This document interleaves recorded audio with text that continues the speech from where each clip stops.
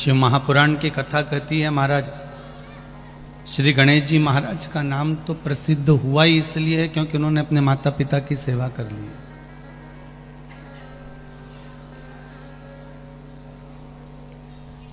नहीं तो शीश कट गया था, मस्तक कटा हुआ था। और अगर शीश कट गया था, मस्तक कट गया था, तो हमारे यहां तो कहते हैं कि खंडित मूर्ति पूजी नहीं जाती है।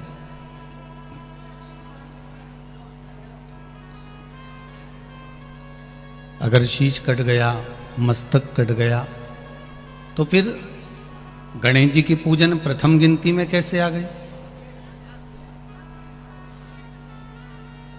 क्योंकि उन्होंने एक कार्य बड़ा प्रबल करा था, एक काम अच्छा करा। क्या करा था? उन्होंने अपने माता पिता की सेवा करी थी, अपने माता पिता की परिक्रमा करी थी। और अगर माता पिता की परिक्रमा में, माता पिता की सेवा में जीव तल्लीन है, माता पिता की सेवा में अगर तत्परता में लगा हुआ है, माता पिता की सेवा में अगर वो समर्पित भावों से लगा हुआ है, कोई लोभ और लालच से नहीं, कोई लोभ और लालच उसके भीतर नहीं है कि मुझे माता पिता अगर चाबी देंगे या रकम देंगे या धन देंगे या दौलत देंगे तो ही मैं सेवा करूं। नहीं नहीं, बिना लालच के, बिना लोभ के।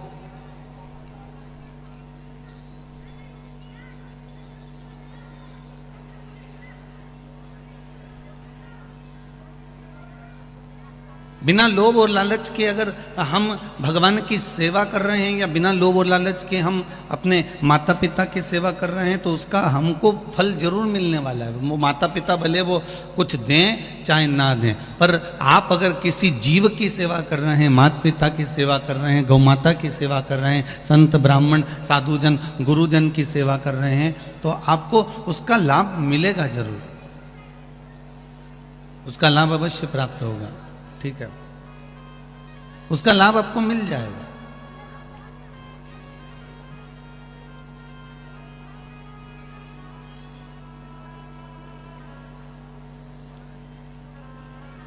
निर्मल मन सो मोहि पावा, मोहि छल छिद्र कपट ना भावा।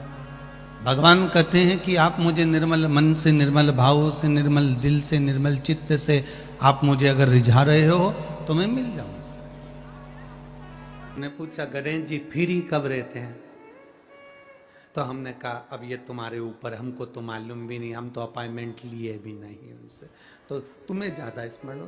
तो आप शंकर जी की कथा करते हो, आपको नहीं मालूम कि गणेश जी कब फ्री रहते हैं? हमने कहा गणेश जी फ्री रहने का केवल एक समय होता है, एक टाइम होता है, एक पल होता है, एक घड़ी होती है कि गणेश जी महाराज हमारे घर में आ गए।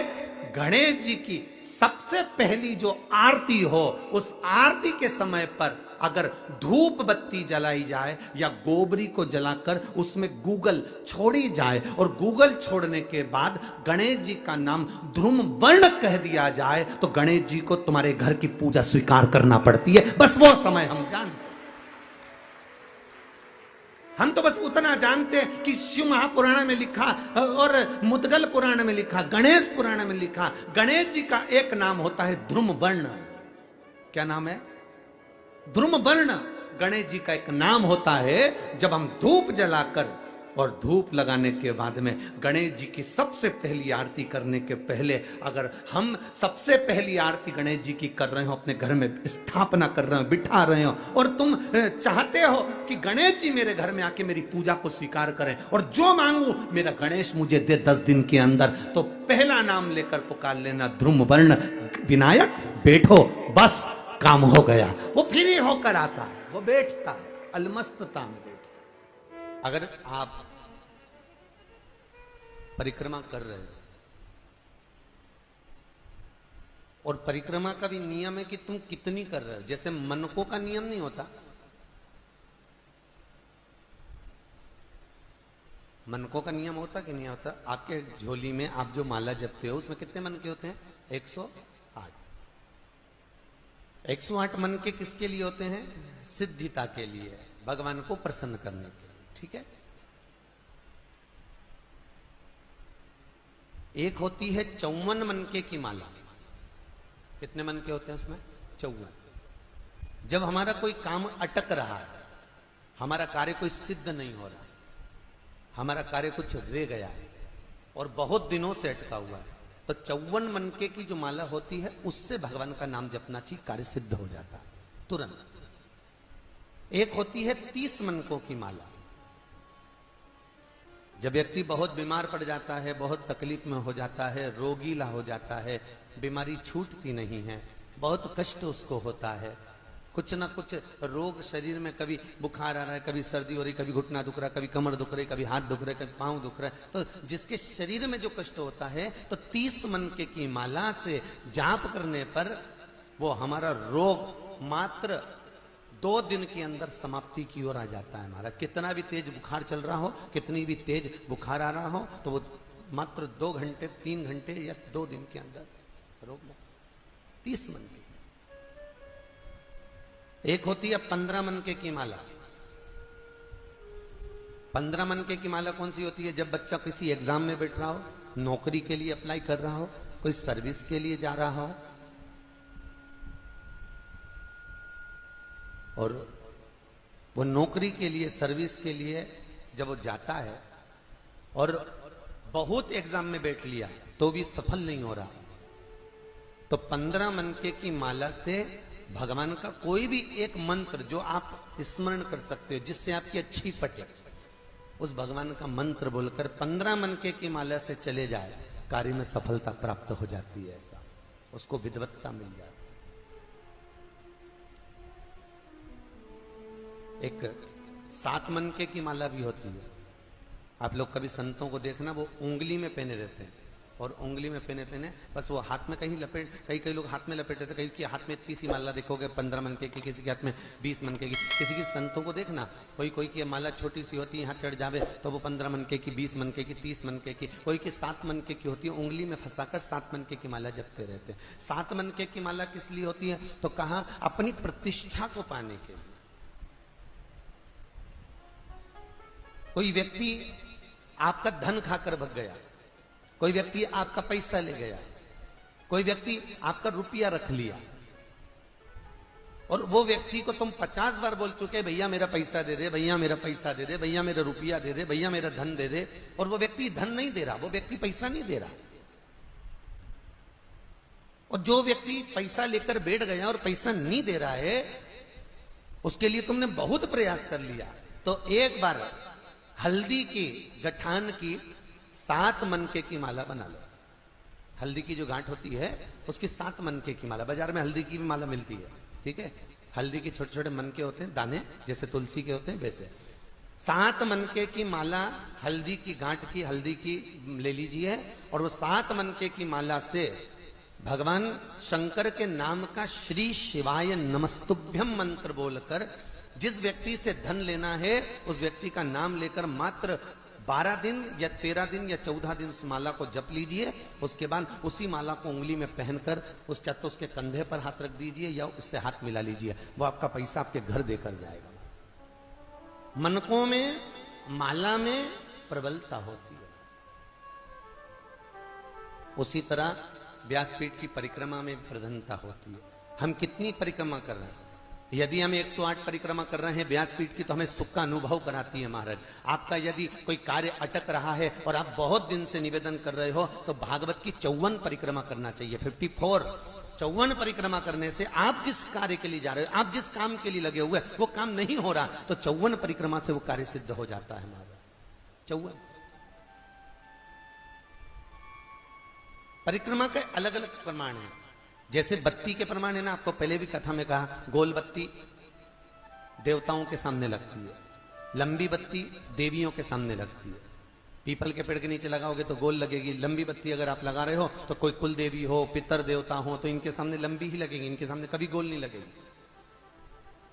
जिनसे तुम अपना वंश मांग रहे हो, जिनसे तुम अपनी संपदा मांग रहे हो, जिनसे तुम अपना सत्ता मांग रहे हो, उन देवी देवता को, उन भगवान को, उन परमात्मा को, वो गुरुजन को, वो ईश्वर जन को, वो पितर जन को लंबी बत्ती ही आएगी।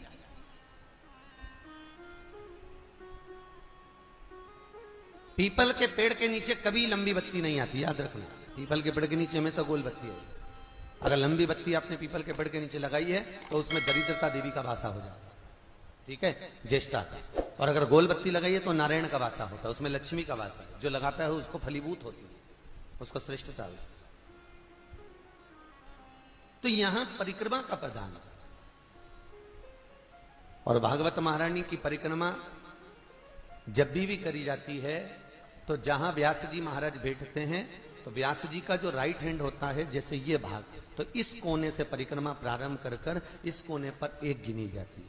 पर ज्यादातर लोग भागवत की जो परिक्रमा करते हैं आगे से प्रारंभ कर कर आगे जाकर प्रथम मान लेते हैं। पर भागवत के मुखाग्रविंद चरणारविंद का जो स्मरण किया जाता है, भगवान इस प्रकार से लेटे हुए द्वादश अक्षर, तो भगवान के चरणारविंद से परिक्रमा को प्रारंभ कर कर भगवान के चरणारविंद पर विराम दी जाए।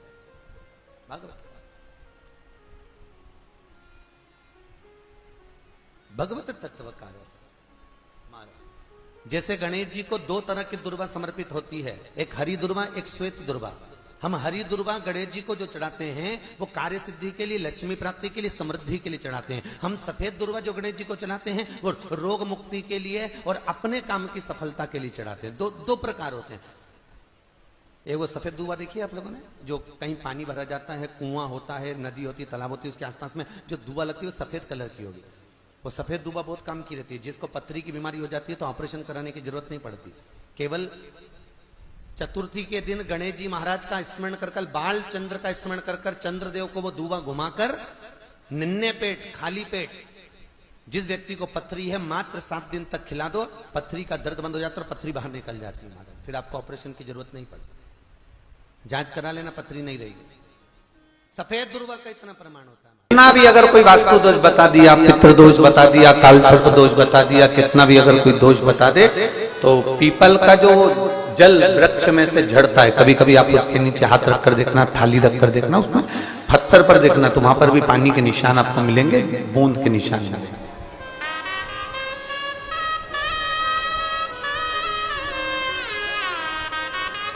मात्र उस पीपल के वृक्ष के जल की एक बिंदी, एकमात्र बिंदी, शंकर भगवान का जो शिवलिंग है जलाधारी है, चरण है, गणेश कार्तिकेय का स्थान है, अशोक सुंदरी का स्थान है, और प्रत्येक जलाधारी में से पानी बीच में से आकर नीचे की ओर गिरता, नीचे की ओर गिरता।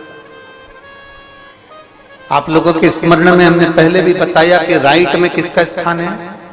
गणेश जी का, लेफ्ट में कार्तिकेय, बीच में अशोक सुंदरी। ये क्या है?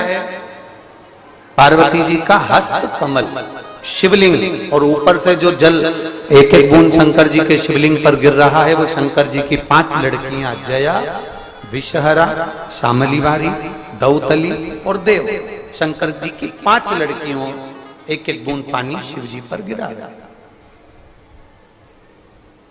जहां जल नीचे गिरता है उस स्थान से जहां तक जल बहकर जा रहा है उस स्थान तक 33 कोटि देवताओं का स्थान, 33 कोटि देवताओं का स्थान। अब जहां पानी आया, जहां नीचे गिरा, उसके बीच में जो स्थान होता है, आप लोगों ने देखा है कि नहीं देखा? जिनने देखा है जरा हाथ उठाओ। ये पानी जैसे यहां तक आया और यहां के बाद नीचे गिरेगा, तब वो नाली के माध्यम से बाहर जाएगा। तो जितनी दूर यहां से वो नीचे की ओर जो गिर रहा है, यहां से वो नीचे की ओर जो पानी जा रहा है, ये जो स्थान होता है, ये हमारे 3 दोषों को निवारण तुरंत कर देता है। एक हमारा पितृदोष, एक हमारा कालसर्प दोष और एक हमारा वास्तु दोष का निवारण ये तुरंत करता है। और ये तो हमने केवल आपको शिव महापुराण के माध्यम से बताया कि ये 3 दोष का निवारण कर देता है। पर यदि कभी आप ध्यान से लिंग पुराण को पढ़ेंगे, आप यदि लिंग पुराण को पढ़ेंगे और गीता प्रेस गोरखपुर की लिंग पुराण को लाकर यदि आप पढ़ते हैं, या गीता प्रेस गोरखपुर की शिव अंक को भी आप अगर पढ़ेंगे, उसका नंबर हमारे स्मरण में नहीं आ रहा है, शिव अंक को भी अगर आप पढ़ेंगे तो उसमें भी आपको वर्णन मिलेगा कि हम तो केवल 3 दोष का बता रहे हैं, पर हमारे शास्त्र तो यहाँ पर और भी दोषों का वर्णन कर रहे हैं। जैसे किसी ने बता दिया आपको शनि का दोष है, किसी ने बता दिया मंगल का दोष है, किसी ने बता दिया आपको केतु का दोष है, किसी ने बता दिया आपको राहु का दोष है, किसी ने आपको कह दिया कि बृहस्पति का दोष है, किसी ने कह दिया आपको ये वाला दोष है। दुनिया के जितने दोष पीपल के वृक्ष के झड़ता हुआ जल की एक बूंद का स्पर्श, भले वो सूख गई हो, उसका एक स्पर्श मात्र जहां पानी नीचे की ओर गिर रहा है, उतनी परिधि, उतनी जगह के बीच में जहां से पानी गिरता है, बस उस स्थान पर अगर वो उंगली अपना नाम और गोत्र का स्मरण कर कर भी लगा दी जाए और एक लोटा जल चढ़ा दिया जाए, तो ये जितने दुनिया के दोष हैं वो अपने आप समाप्त हो ही जाते हैं। शंकर की बोल बम का नारा है। और अच्छे से समझ लो, जरा ध्यान में आ जाए आप लोगों के, नहीं तो गलत कर बैठो तो बहुत स्मरण रखिएगा। शिवलिंग जलाधारी में से पानी बहता है, नीचे की ओर जाता है। जितना मोटा शिवलिंग की ये जलाधारी होती है, उसमें से पानी जहां नीचे गिरता है, जितनी भी मोटी हो, उसमें कहीं पर भी आप बिंदी लगा सकते, कहीं उस स्थान पर आप कहीं पर भी उस बिंदी को लगा सकते। कोई कह दे तुमको कि तुम्हारा मंगल गड़बड़ है, कोई कह दे तुमको तुम्हारा राहु गड़बड़ है, कोई कह दे तुमको तुम्हारा केतु गड़बड़ है, कोई तुमसे कह दे तुम्हारा बृहस्पति गड़बड़ है, तो समझ लेना कि हमारे ग्रह की दशा को सुधारने के लिए ये जो स्थान है, बस उस स्थान पर एक बिंदु एक। अब आज के जमाने में आपने देखा होगा, जब से आप शंकर जी को जल चढ़ाना प्रारंभ करें, जब से आपने शिव महापुराण की कथा सुनना प्रारंभ करी, तब से आपने सुना होगा कि कोई भी अब ज्यादा आपको सुनने को नहीं मिलता कि वास्तु दोष हो गया, कि पितृदोष हो गया, कि कालसर्प दोष हो गया। इसके पहले का जो समय था, उस समय किसी को भी पत्रिका दिखाओ, किसी के पास भी जाओ, वास्तु दोष, कालसर्प दोष, पितृदोष, ये सारे दोष चलते रहते थे। पर तुमने जो एक लोटा जल शंकर भगवान को समर्पित करा, तुम्हारा चढ़ा हुआ जल उसी स्थान से नीचे गिर रहा है जहां हमने बिंदी लगाने का बताया, वहां से नीचे गिर रहा है, तो तुम्हारा दोष जल चढ़ाते चढ़ाते अपने आप वो दोष समाप्त होता चलेगा। सारी समस्या का हल एक लोटा जल।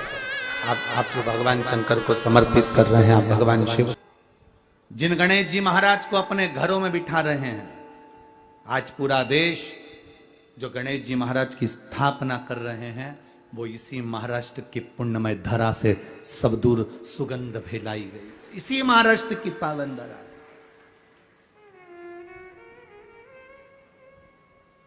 बल्लाल ने माता के चरणों को प्रणाम करा, पिता के चरणों को प्रणाम करा, विद्या अध्ययन करने के लिए भेजा था, पर मन नहीं लगा क्योंकि वो भगवान की सेवा में लगा था। बल्लाल करता क्या था, मिट्टी का तो शिवलिंग बनाता था और मिट्टी का ही गणेश बनाता था।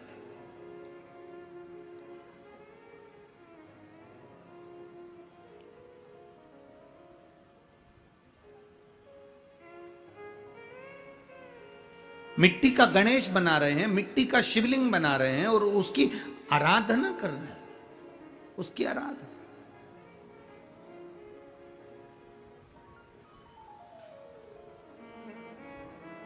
अब जो बच्चे उसके साथ विद्या अध्ययन करने गए थे, उनको भी उसने उसी में लगा दिया। जो जैसा होता है वो वैसा दूसरे को भी कराता है। झूठ बोलने वाले का साथ पकड़ोगे तो वो तुम्हें झूठ बोलना सिखा देगा।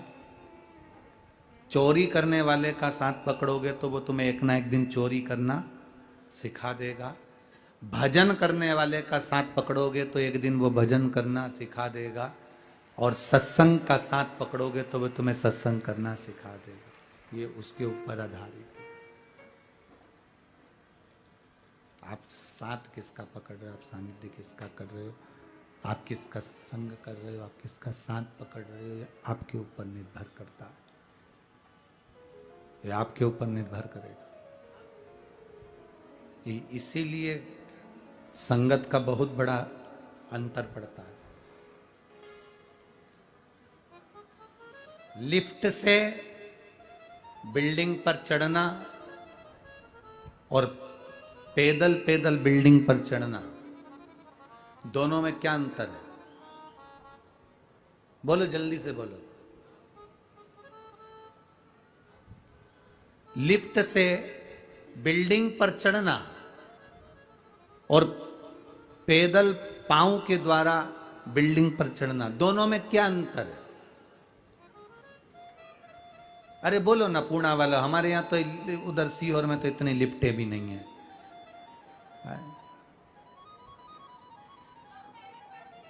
हैं?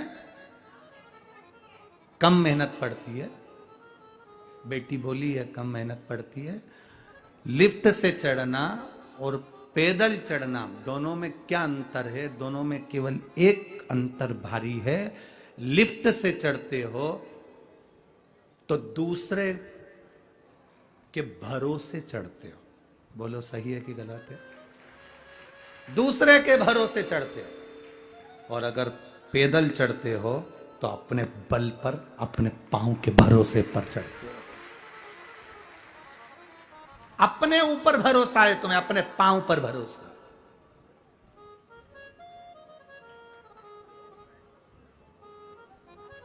अपने भरोसे पर चढ़ रहे हो।